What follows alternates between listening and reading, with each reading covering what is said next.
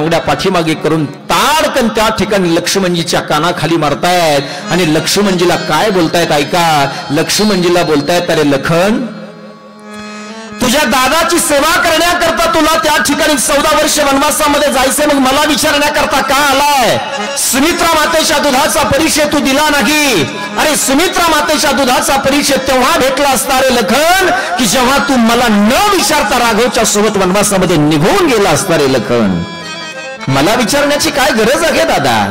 तू जर देवाची सेवा करत असेल, तू जर धर्माची सेवा करत असेल, तू जर महाराष्ट्रातल्या गरीब लोकांची सेवा करत असेल, तर तुला कुणाची आज्ञा घ्यायची काय गरज आहे? तुम्ही जर तुमच्या जीवनामध्ये जर चांगलं काम करत असाल ना, तर तुम्हाला कुणाचीही आज्ञा घ्यायची गरज नाही. ते चांगलं काम तोपर्यंत करा जोपर्यंत तुमच्या देहामध्ये रक्ताचा शेवटचा थेंब असेल दादा. सुमित्रा माता खाली मान घालतायत. सुमित्रा माताला अत्यंत वाईट वाटतं आणि सुमित्रा माता आपल्या लखनजीला जवळ घेतायत आणि लखनला जवळ घेतल्याच्या नंतर लखनजीच्या अंगाखांद्यावर हात फिरवतायत आणि बोलतायत, अरे दादा, जायचंय ना तुला? जा दादा. माझ्या राघवची सेवा करण्याकरता जर तू जात असेल तर माझ्यासारखं भाग्य कुणाचं आहे? अरे लखन, आज तू मला असं वाटतंय मला तुला जन्म दिलाय, तुला जन्म दिलाय, पण मी पुत्रवती झाले नाही. म्हणून महिला मंडळ एक वाक्य ऐका. तुम्ही एखाद्या मुलाला जन्म दिला म्हणजे तुम्ही पुत्रवती झालात असं नाही. वाक्य पुन्हा एकदा ऐका.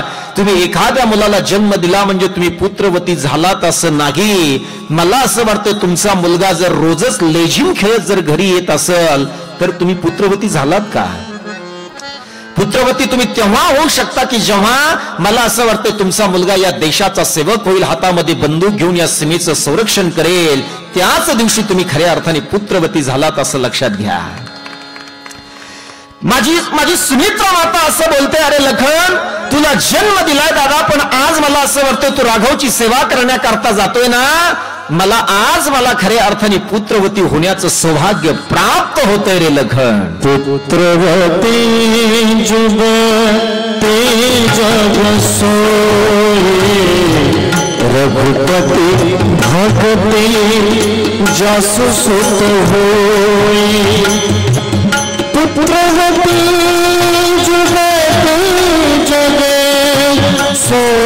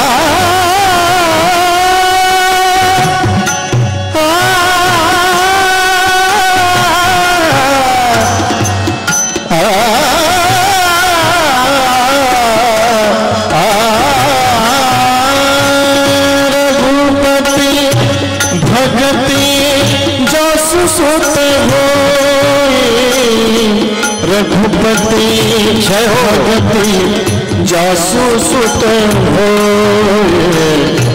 पुत्रवती जुगति जग सोई, पुत्रवती जुगति जग सोई, जुगति जग सोई, जुगति जग सोई.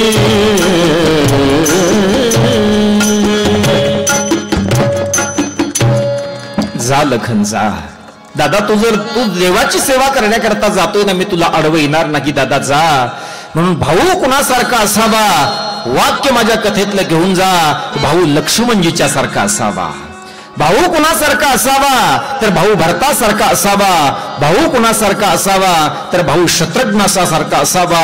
दादा, असे भाऊ जर असेल ना, तर अशा भावाला तोपर्यंत अर्थात त्यांचं मन दुखू नका जोपर्यंत ते जिवंत आहेत. माझे रामप्रभूची सेवा करण्याकरता माझे लखनजी जात आहेत. सज्जनांनो, हे रामायणातलं बंधू प्रेम आहे. त्या बंधू प्रेमाचा विचार आपण पुढे करणार आहोत.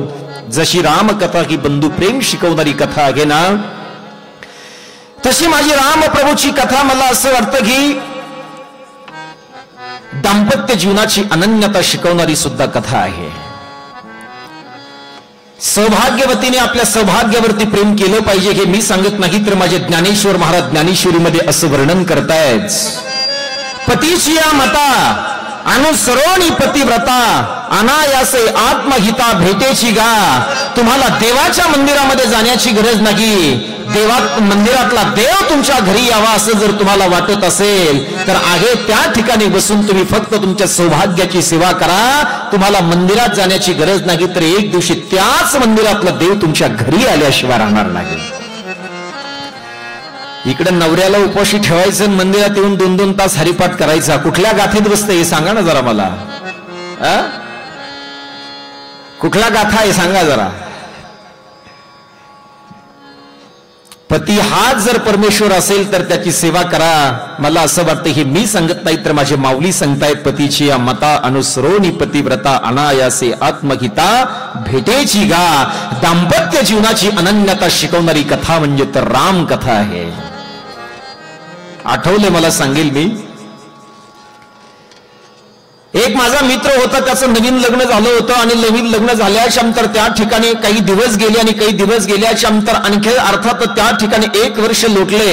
1 वर्ष लोटल्याच्या नंतर त्याची आणि माझी भेट झाली. माझी भेट झाल्याच्या नंतर मी त्याला विचारलं, अरे लग्नाच्या अगोदर तर तुझी तब्येत अगदी धष्टपुष्ट होती, आता तू इतका खराब का झालास, इतका खराब का झाला म्हटल्याच्या नंतर त्याने सांगितलं त्याचं काय आहे महाराज, इतकी डोकं दुखी भेटली म्हणे, इतकं डोकं दुखी भेटली, मी जर चहा सांगितला तर ती शरबत आणते आणि शरबत सांगितला तर चहा आणते. काय करावं म्हणे काही कळत नाही. अर्थात त्याला मी एक गुरुमंत्र दिला. मी त्याला सांगितले, बघ तुला ज्या वेळेला चहा लागत असेल ना त्यावेळेला मुद्दाम होऊन तू शरबत सांगायचं म्हणजे काय येईल, चहा येईल. त्याने तो प्रयोग केला. प्रयोग केल्याच्या नंतर तो गुण आला.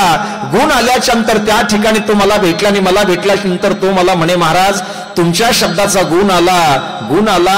मग त्याने काय केलं बघा, त्याच्या घरामध्ये त्याच्या वडिलांचं वर्ष श्रद्धाचा कार्यक्रम आला आणि वर्ष श्रद्धाचा कार्यक्रम आल्याच्या नंतर त्या ठिकाणी सज्जनांना तो आपल्या सौभाग्यवतीला बोलतोय, अगं बघ माझ्या बापाचं आता वर्ष श्राद्ध आहे, आपल्या वर्ष श्राद्धाला पुरणपोळीचा स्वयंपाक करायचा नाही तर आपण या ठिकाणी पिठलं भाकर करायची.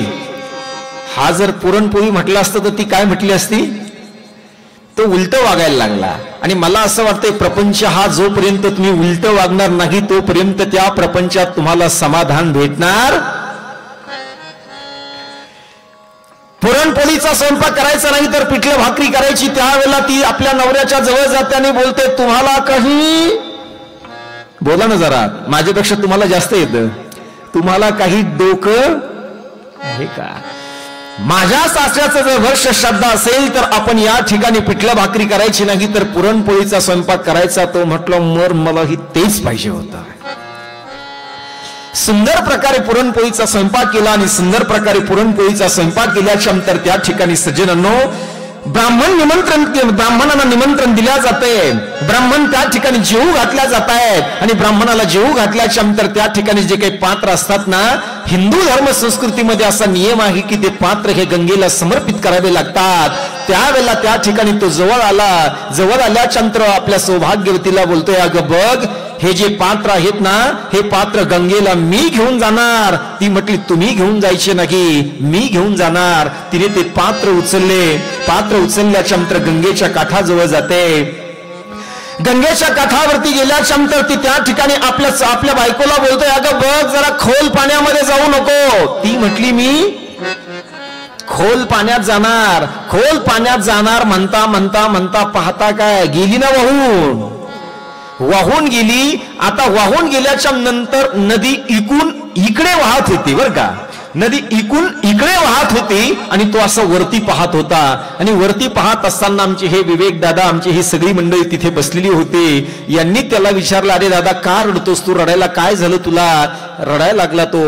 रडत असताना त्यावेळेला यांनी ज्या वेळेला प्रश्न विचारला ना त्यावेळेला त्याने सांगितलं त्याचं काय आहे, हो महाराज माझी वाहून गेली. हो कोण, बायको आमची, माझी बायको वाहून गेली, माझी बायको वाहून गेली म्हटल्याच्या नंतर आमचे विवेक दादा बोलतायत, अरे दादा अरे नदी तर इकडून इकडे वाहती, मग ती इकडे वाहत गेली असेल ना. त्यावेळेला तो म्हणतो तसं नाही महाराज, ती इकडे जाऊच शकत नाही, ती इकडेच गेली असेल. प्रपंचामध्ये दाम्पत्य जीवनाची अनन्यता आहे आपल्या प्रपंचामध्ये दाम्पत्य जीवनाची अनन्यता फार महत्वाची आहे. दादा माझे रामप्रभू ज्या वेळेला 14 वर्ष वनवासामध्ये जातायत ना, त्यावेळेला माझी जानकी काय उत्तर देते माझ्या राघवला की राघव, आपण 14 वर्ष वनवासामध्ये जाणार आहात ना प्रभू, तर माझं एक वाक्य ऐका. तुम्ही एखाद्या वेळेला राजाचा निरोप घेऊन तुम्ही 14 वर्ष वनवासामध्ये जाऊ शकाल. तुम्ही एखाद्या वेळेला अवैधतेचा निरोप घेऊन तुम्ही 14 वर्ष वनवासामध्ये जाऊ शकाल. पण मला आश्चर्य वाटते प्रभू की माझा निरोप घेऊन तुम्ही 14 वर्ष वनवासात जाणार कसे. निरोप कसला माझा घेता, जे राघव तेथे सीता.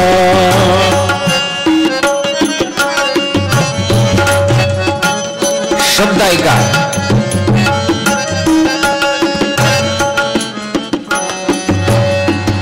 ज्या मार्गी हे चरण चालते, त्या मार्गी मी तुमच्या पुढते. वनवासाची मला भीती, वनवासाची मला भीती. संगे आपण भाग्य विधाता, जेथे राघव तेथे सीता. निरोप कसला माझा घेता, जेथे राघव तेथे सीता. जेथे राघव तेथे सीता.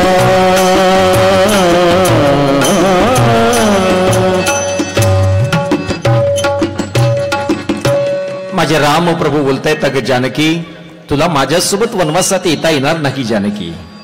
जानकी तुला माझ्यासोबत वनवासात येता येणार नाही जानकी. तू अगं जनकाची मुलगी आहेस, एका वेदांती जनकाची तू मुलगी आहेस. एखाद्या वेळेला जर तू माझ्यासोबत जर वनवासामध्ये आली ना जानकी, तर तुझा बाप उद्या माझा हात पकडेल आणि तुझा बाप माझा हात पकडून मला विचारेल की आमच्या मुलीचं लग्न झालं नाही की लगेच तुम्ही 15 दिवसामध्ये आमच्या जानकीला घेऊन जातायत वनवासामध्ये. त्यावेळेला माझी जानकी काय उत्तर देते ऐका. माझी जानकी बोलते, महाराज मी जर एखाद्या वेळेला दुसऱ्याची मुलगी असती तर बघा मी तुमच्या सोबत वनवासामध्ये आली नसती. मी वेदांती जनकाची मुलगी आहे, मी एका त्यागी जनकाची मुलगी आहे. आणि तुम्ही जर वनवासामध्ये जात असाल आणि मी जर अयोध्येमध्ये जर थांबत असेल ना, तर उद्या जनक या ठिकाणी आल्याच्या नंतर माझा बाप मला विचारेल की जानकी तुझं सौभाग्य या ठिकाणी 14 वर्ष वनवासामध्ये जातोय, तुझं अयोध्येमध्ये काय काम आहे जानकी. तुझं कर्तव्य नाही का जानकी, तू तुझ्या सौभाग्य सोबत का गेली नाही. उद्या माझा बाप माझा हात पकडून मला विचारेल तुझं सौभाग्य जर वनवासामध्ये जात असेल तर तुझं अयोध्येमध्ये काय काम आहे. त्यावेळेला पुन्हा पुन्हा माझे राघव त्या ठिकाणी जानकीला समजून सांगण्याचा प्रयत्न करतायत. अगं जानकी तुझं पाऊल अजून राजगादीच्या खाली पडलं नाही जानकी, आणि तुझं पाऊल जर राजगादीच्या खाली जर पडलं नसेल तर या ठिकाणी वनवासामध्ये जायचे जानकी, अनवाणी पायाने जायचे जानकी. तुला माझ्या सोबत वनवासामध्ये येता येणार नाही. त्यावेळेला माझी जानकी माझ्या राम प्रभूला काय उत्तर देते. माझी जानकी बोलते की प्रभू एखाद्या वेळेला या अवैधतेचा त्याग करून तुम्ही जरी अरण्यामध्ये जात असाल ना प्रभू, एखाद्या वेळेला ते अरण्य असू द्या प्रभू, ते माझ्या करता अयोध्या आहे. आणि ज्या अयोध्येमध्ये माझे राम नाही, ती अयोध्या जरी असली तरी माझ्या करता ते अरण्य आहे प्रभू.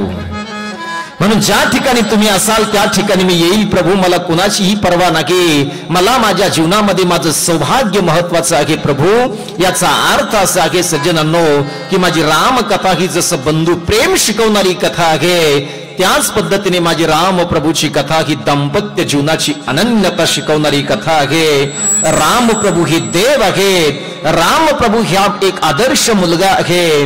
म्हणून या कथेला अनुसरून मी एक वाक्य आपल्याला सांगेल. बघा, 4 मुलांना जन्म देण्यापेक्षा एकाच मुलाला जन्म द्या, पण तो मुलगा छत्रपती शिवाजी महाराज असावा.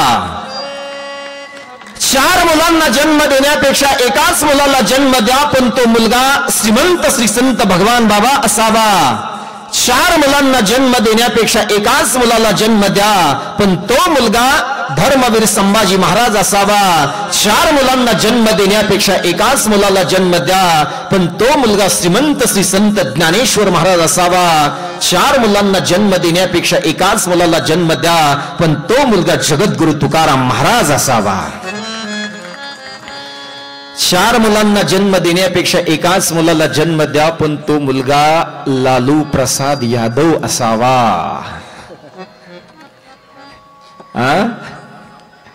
लालू फार गडी चालू, सगळे यादव मेले यादव वंशातले, पण हे 2 यादव अजून काही मरायला तयार.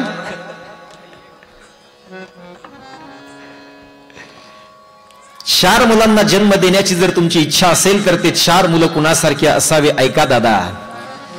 राम, प्रभू, लखन, भरत आणि शत्रुघ्नाच्या सारखे असावेत. अशा मुलाला जन्म द्या. मला असं वाटतं अशा मुलाला जर तुम्ही जन्म दिला ना तर बाई घरात आल्याच्या नंतर तो मुलगा तुमच्या कंबरड्यामध्ये लात मारणार नाही, तुम्हाला वृद्धाश्रमामध्ये पाठवणार नाही. याचा अर्थ असा आहे अशा मुलाला जर तुम्ही जन्म दिला तर भविष्यामध्ये मला असं वाटतं तुम्हाला खाली मान घालून चालावं लागणार नाही, तर मला असं वाटतं तुम्हाला ताट मानेने समाजामध्ये जगता येईल. पण तो मुलगा मला असं वाटतंय छत्रपती शिवाजी महाराजांच्या सारखाच असावा.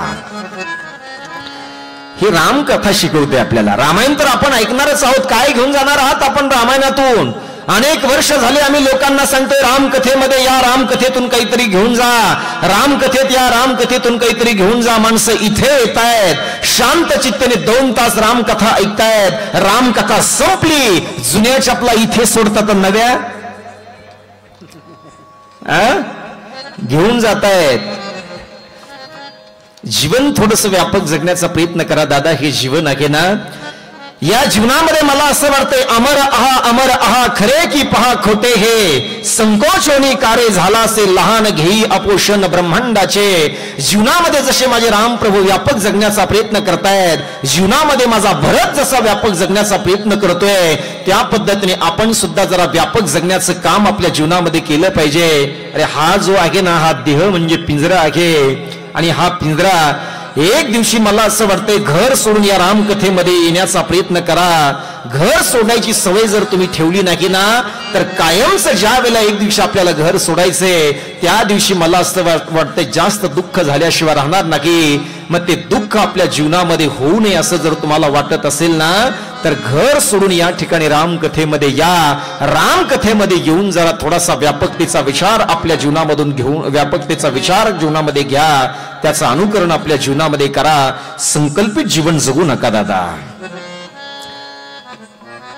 पिंजरा सोडून कधी कधी तरी या ठिकाणी या ना. वेग दादा, पिंजरा सोडून तुम्ही इथे आलात तर मला असं वाटतंय तो पिंजरा सोडून इथे आल्याच्या नंतर या ठिकाणी काहीतरी तुम्हाला चांगलं ऐकायला भेटेल, आणि चांगलं ऐकायला जर भेटले तर माझी रामकथा तुमचा उद्धार केल्याशिवाय राहणार नाही. आकाशी झेप घेरे पाखरा, आकाश सोडे सोन्याचा पिंजरा.